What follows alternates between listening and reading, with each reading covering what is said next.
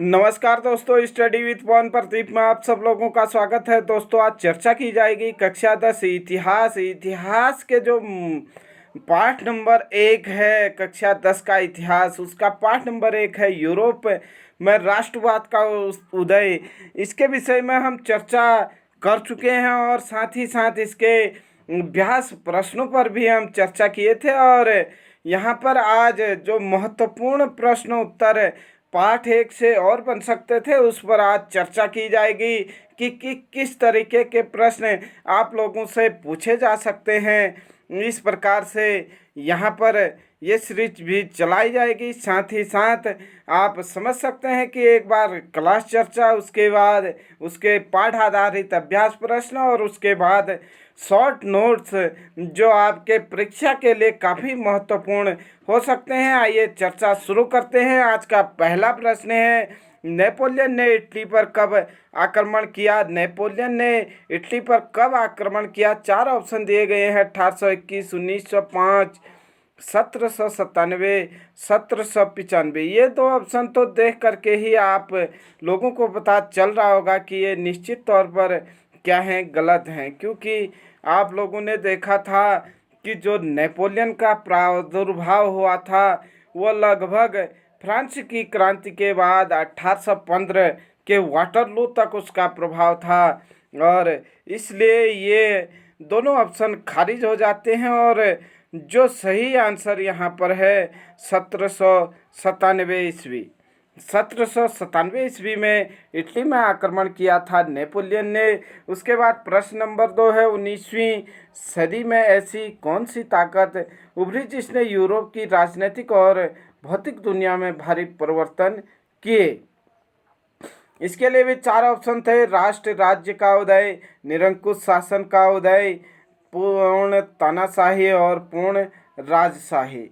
Europe में 18वीं 19वीं शताब्दी में राष्ट्र राज्यों का उदय हुआ था जिसने यूरोप की राजनीतिक और भौतिक दुनिया में भारी परिवर्तन किए। प्रश्न नंबर 3, निम्न में से कौन सा लक्षण नेपोलियन की संहिता का लक्षण नहीं है? जन्म पर आधारित सुविधाओं का न होना, संपत्ति का अधिकार, ये दोनों नेपोलियन की संहिता में थे। सबके लिए वयस्क मताधिकार और कानून के समक्ष समानता, जो नेपोलियन के संहिता में नहीं था। सबके लिए वयस्क मताधिकार यह नहीं था, बल्कि बाकी 3 सभी यहाँ पर नेपोलियन के संहिता में थे। वियना कांग्रेस किस वर्ष आयोजित किया गया? आप लोगों ने देखा था कि 1815 में वियना कांग्रेस की स्थापना हुई थी। आप लोग देख पा रहे होंगे। इसके बाद अगले प्रश्न पर चर्चा करेंगे। निम्न में कौन 1815 वियना संधि से संबंधित है? Bismarck, Duke Metternich, Giuseppe Mazzini, Napoleon. Vienna संधि से संबंधित है आपका ड्यूक मैटरनिक, ऑस्ट्रेलिया का चांसलर हुआ करते थे उस समय। इसी की अध्यक्षता में वियना कांग्रेस की स्थापना की गई थी। प्रश्न नंबर 6, नेपोलियन युद्धों के दौरान हुए बदलाव को खत्म करना किस संधि का उद्देश्य था? वियना संधि जो हुई थी, इसका उद्देश्य था कि जो नेपोलियन ने सुधार किए हैं या बदलाव किए हैं उसको फिर से ख़त्म किया जाए और राजशाही, निरंकुश राजशाही को फिर से लाया जाए, निरंकुश राजतंत्र की फिर से वापसी की जाए। अगला प्रश्न है, किसने कहा था कि जब फ्रांस छींकता है तो बाकी यूरोप को सर्दी जुकाम हो जाता है? यह भी मैटरनिक का कथन था कि जब फ्रांस सीखता है तो बाकी यूरोप को सर्दी जुकाम हो जाता है। प्रश्न नंबर 8, किस संधि ने यूनान को एक स्वतंत्र देश के रूप में मान्यता दी? इसके लिए ऑप्शन है 1815 की वियना संधि, कॉन्स्टेंटिनोपल पाल संधि, कॉन्स्टेंटिनोपल की संधि, सार्डिनिया पिडमांट की संधि, उपरोक्त में से कोई नहीं। यूनान को एक स्वतंत्र राष्ट्र की मान्यता कॉन्स्टेंटिनोपल की संधि के द्वारा दी गई। इसके बाद देखें अगला प्रश्न है आयरलैंड में प्रोटेस्ट के विरुद्ध आंदोलन का नेतृत्व किसने किया? गरावाल्डी, वोल्ट, फोर्टोन, मेसनी, कावर। आयरलैंड में जो प्रोटेस्टों के विरुद्ध आंदोलन था उसकी कमान संभाली थी, उसका नेतृत्व किया था वोल्ट फोर्टोन ने। इसके बाद प्रश्न नंबर 10 की ओर हम देखें। प्रश्न नंबर 10 है कि आँखों पर पट्टी बांधे हुए तराजू लिए हुई महिला किस बात का प्रतीक है? आप देख पा रहे होंगे इसके लिए ऑप्शन शांति, समानता, न्याय एवं स्वतंत्रता। न्याय की प्रतीक होती है आँखों में पट्टी बांधी वाली महिला। उसके बाद 1 नंबर के प्रश्न में ही इस प्रकार के प्रश्न पूछे जा सकते हैं। जैसे कि पहला प्रश्न इसमें दिया है, फ्रेडरिक सारियो कौन था? फ्रांसीसी चित्रकार था। ऐसे ही अर्नेस्ट रेनेन कौन था? फ्रांसीसी दार्शनिक था। ये सब 1-1 नंबर के पूछे जाते हैं आप लोगों से कक्षा 10 में। उसके बाद देखें जर्मन राष्ट्र का रूपक क्या था? वह किस बात का प्रतीक था? जर्मेनिया जर्मन राष्ट्र का रूपक था, जर्मन बलूत वीरता का प्रतीक है। उसके बाद देखें अगला प्रश्न यहाँ पर मॉन्टेग्यू ने किस सिद्धांत का प्रतिपादन किया? मॉन्टेस्क्यू ने शक्ति पृथक्करण का सिद्धांत या अधिकार विभाजन के सिद्धांत का प्रतिपादन किया। अगला प्रश्न नंबर 5, कौन सी विश्वविख्यात घटना को राष्ट्रवाद की पहली स्पष्ट अभिव्यक्ति माना जाता है? फ्रांसीसी क्रांति को विश्वविख्यात घटना या राष्ट्रवाद की पहली अभिव्यक्ति माना जाता है। उसके बाद प्रश्न नंबर 6, जालवेराइन क्या था? वह किस प्रकार वह जर्मनी के आर्थिक एकीकरण का प्रतीक था? उत्तर है एक जर्मन शुल्क संघ। अधिकांश जर्मन राज्य इसमें शामिल थे। 1834 में स्थापित इस संघ ने विभिन्न जर्मन राज्यों के बीच शुल्क अवरोधों को समाप्त किया। वह मुद्राओं की संख्या 30 से 2 कर दी। इस प्रकार आर्थिक एकीकरण का यह एक प्रतीक था। उसके बाद देखें हम अगला प्रश्न कि मेसनी द्वारा स्थापित 2 भूमिगत संगठनों के नाम लिखिए। मेसनी जैसे कि हम पहले ही चर्चा कर चुके हैं, यंग इटली और यंग यूरोप संगठन जो गुप्त संगठन चलाए थे। मेसनी ने इटली का एकीकरण किया था, इटली के एकीकरण में महत्वपूर्ण योगदान दिया था। इन्होंने 2 भूमिगत संगठन चलाए, यंग इटली और यंग यूरोप। उसके बाद अगला प्रश्न 19वीं सदी में ऐसे कौन सी ताकत उभरी जिसने यूरोप की राजनीतिक और भौतिक दुनिया में भारी परिवर्तन किए? राष्ट्र राज्य का उदय। उसके बाद अगला प्रश्न है बाल्कन क्षेत्र के निवासियों की क्या कहा जाता? बाल्कन क्षेत्र के निवासियों को क्या कहा जाता था? ये प्रश्न होना था कि के बदले को क्या कहा जाता था? बाल्कन देश के निवासियों को स्लाव कहा जाता था। अगला प्रश्न वियना कांग्रेस 1815 आप देख चुके हैं। 1815 में वियना संधि किसका संबंध था? ड्यूक मेटरनिक ने नेपोलियन युद्ध के दौरान हुए बदलाव को खत्म करने के लिए किस संधि की गई? कौन सी संधि की गई? वियना संधि की गई। ये सब हम पढ़ चुके हैं। किसने कहा था कि जब फ्रांस छींकता है तो पूरे यूरोप को जुकाम हो जाता है? मेटरनिक ने। किस संधि ने यूनान को एक स्वतंत्र देश के रूप में मान्यता दी? क्रिस्टोनोपोल संधि। आयरलैंड में प्रोटेस्ट के विरुद्ध आंदोलन का नेतृत्व वोल्ट फोर्टोन ने। आंखों पर पट्टी बांधी हुई महिला। ये सब हम ऑप्शनल में देख चुके हैं। 4 ऑप्शन इसके लिए दिए थे। फिर से ये 1-1 नंबर के लिए इस प्रकार से आप उत्तर लिख सकते हैं, याद रख सकते हैं। जो आंखों में पट्टी बांधी वाली महिला होती है वह न्याय का प्रतीक होती है। 3 से 5 नंबर के प्रश्न इस प्रकार से पूछे जा सकते हैं। फ्रांसीसी क्रांतिकारियों में फ्रांसीसी लोगों में सामूहिक पहचान की भावना किस प्रकार पैदा की? इसके लिए नारा दिया गया पितृभूमि और नागरिकता के विचार, राष्ट्रीय चिह्न, केंद्रीकृत प्रशासनिक व्यवस्था, राष्ट्रीय सभा। ये सब चीज़ों ने फ्रांस को एक साथ लाने में, राष्ट्रीय विकास करने में महत्वपूर्ण भूमिका निभाई। एक समान भार व मान की व्यवस्था भी की गई। उसके बाद नेपोलियन ने प्रशासनिक क्षेत्र में क्रांतिकारी सिद्धांतों का समावेश किया, जिसने पूरी व्यवस्था को अधिक कुशल, तर्कसंगत बना दिया। समीक्षा कीजिए। नेपोलियन की संहिता। ग्रामीण प्रशासनिक व्यवस्था में सुधार हुआ, शहरी क्षेत्रों में सुधार हुआ, व्यापार में सुधार हुआ।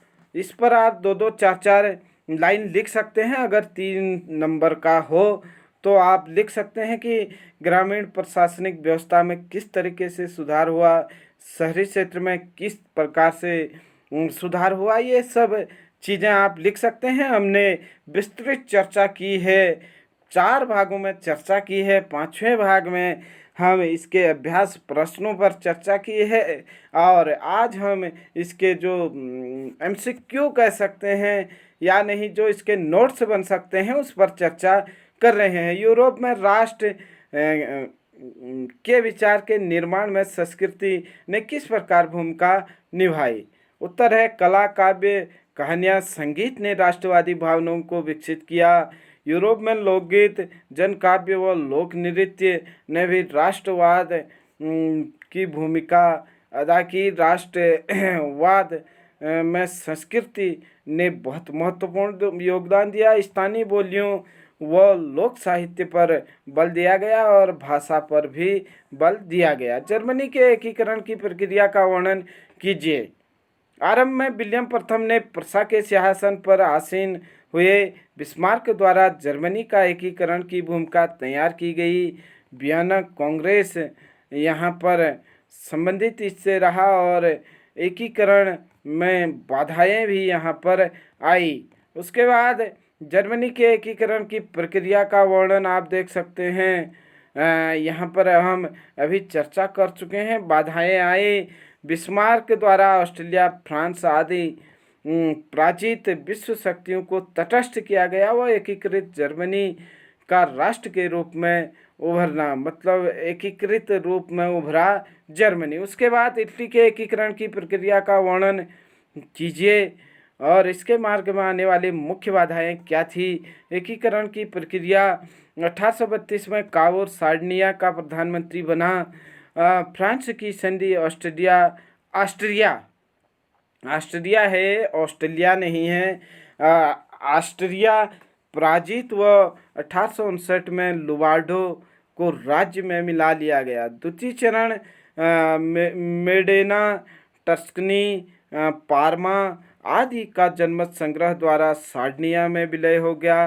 तृतीय चरण 1860 में गोरावाल्डी द्वारा सिसिली व नेपल्स पर विजय की गई। चतुर्थ चरण बेसनिया पर रोम का अधिकार हो गया। 1871 में समझौता व पोप से समझौता हुआ, वो एकीकृत इटली का उदय हुआ। इसमें जो बाधाएं यहाँ पर आई, राजनीतिक विखंडन का लंबा इतिहास रहा, विदेशी शक्तियों का आधिपत्य रहा, पोप का शासन रहा। वियना कांग्रेस ने भी इसमें अनेक बाधाएं डाली। अनुदारवादी शासक भी यहाँ पर बाधक के रूप में कार्य किए, मतलब वह खुल करके बिल्कुल राष्ट्रवादी प्रतिक्रिया, एक राष्ट्र बनाने को अधिक महत्वपूर्ण नहीं हुए। अगला प्रश्न, ब्रिटेन में राष्ट्र राज्य का निर्माण एक लंबी प्रक्रिया का परिणाम किस प्रकार था। यह किसी उथल पुथल या क्रांति का नहीं,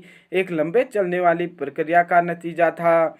पहले इंग्लैंड में क्या होता था, ब्रिटेन में, कि पहले निर्जाति पहचान, राष्ट्र की अहमियत व सत्ता में वृद्धि हुई। उसके बाद 1688 में राजतंत्र से संसद द्वारा ताकत छीनी गई और 1707 में यूनाइटेड किंगडम ऑफ ब्रिटेन का गठन हुआ और उसके बाद स्कॉटलैंड पर प्रभुत्व, आयरलैंड को 1801 में बलपूर्वक यूनाइटेड किंगडम में शामिल किया गया। नए ब्रिटिश राज्य का निर्माण, आंग्ल संस्कृति का दबदबा हुआ, राष्ट्र के प्रतीक झंडा, राष्ट्रगान को बढ़ावा दिया गया। पुराने राष्ट्र मात्र सहयोगी के रूप में यहाँ पर हुए।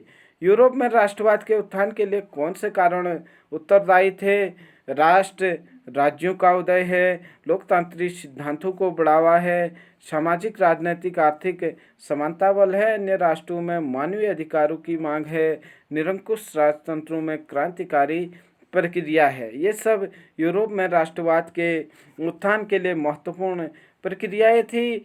1804 में नागरिक संहिता जो नेपोलियन की थी, उस पर क्या क्या सुविधाएं थी? जन्म पर सुविधाएं यहाँ पर समाप्त कर दी गई। संपत्ति के अधिकार सबको दिया गया। जमींदारी व सामंती व्यवस्था की समाप्ति की गई। यातायात तथा संचार व्यवस्था में सुधार किया गया और मानक नापतोल के पैमाने चलाए गए। एक राष्ट्र एक मुद्रा चलाई गई। उसके बाद यूरोप में कुलीन वर्ग की विशेषताएं लिखे। जीवन शैली या जीवन जीने की समान शैली थी। जो कुलीन वर्ग के लोग थे, भूस्वामी थे, भूस्वामित्व तो इनके पास था। कूटनीतिक की भाषा थी इनके पास। आपस में वैवाहिक संबंध थे। उच्च वर्गों के बीच फ्रेंच भाषा का प्रयोग होता था। उसके बाद 1815 की वियना कांग्रेस, वियना संधि के उद्देश्य बताइए। इसके प्रमुख प्रस्ताव और व्यवस्थाओं का वर्णन कीजिए। जो 1815 में वियना संधि हुई थी, उसका जो प्रमुख उद्देश्य था, आप देख सकते हैं, उत्तर नीदरलैंड में साम्राज्य की स्थापना हुई। दक्षिण में जनेवा को पिटमांड के साथ मिला दिया गया और प्रसा को पश्चिम के नए क्षेत्र दिए गए। पूर्व में रूस को पोलैंड का हिस्सा दे दिया गया। ऑस्ट्रेलिया को उत्तरी इटली पर नियंत्रण सौंप दिया गया। उसके बाद प्रश्न नंबर 12 देखिए आप। यूरोप में उदारवादियों द्वारा समर्थित राजनीतिक, सामाजिक और आर्थिक आदर्श क्यों थे, न क्या थे, सॉरी। उत्तर है कानून के समक्ष समानता थी।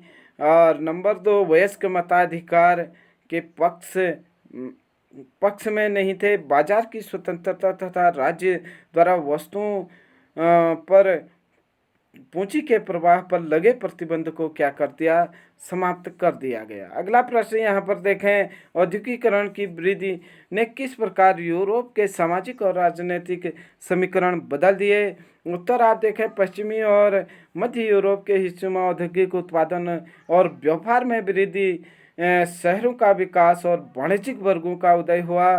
श्रमिक व मध्य वर्ग का उदय हुआ। कुलीन विशेषाधिकारों की समाप्ति के विचारों की लोकप्रियता बढ़ी। उसके बाद अगला प्रश्न देखें यहाँ पर।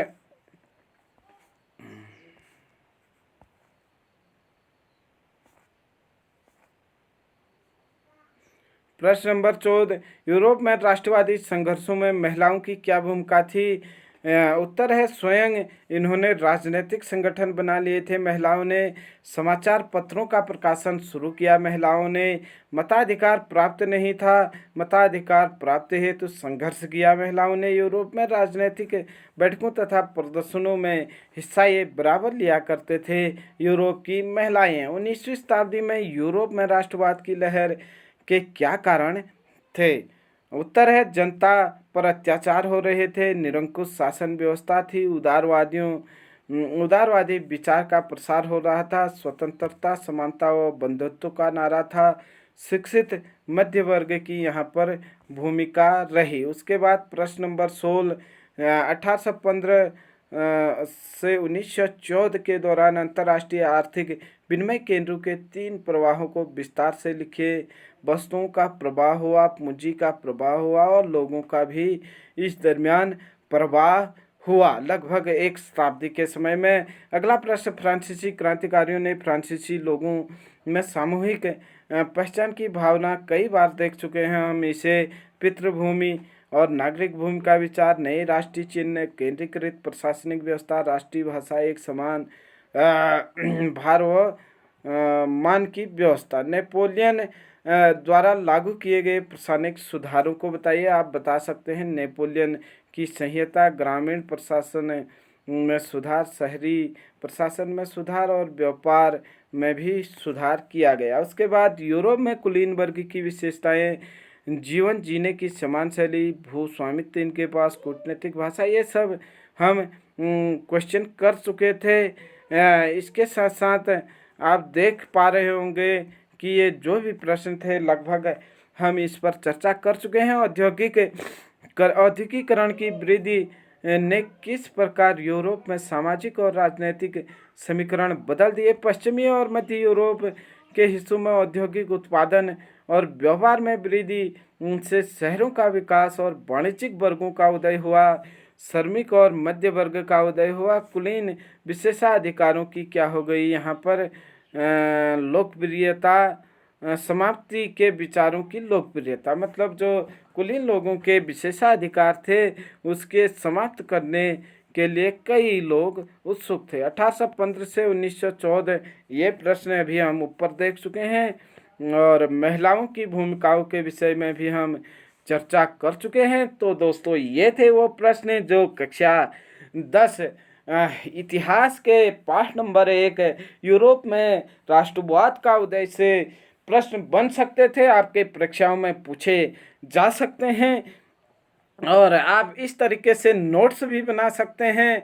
आप लोग यूं ही हमारे साथ हमारे यूट्यूब चैनल पर जुड़े रहे।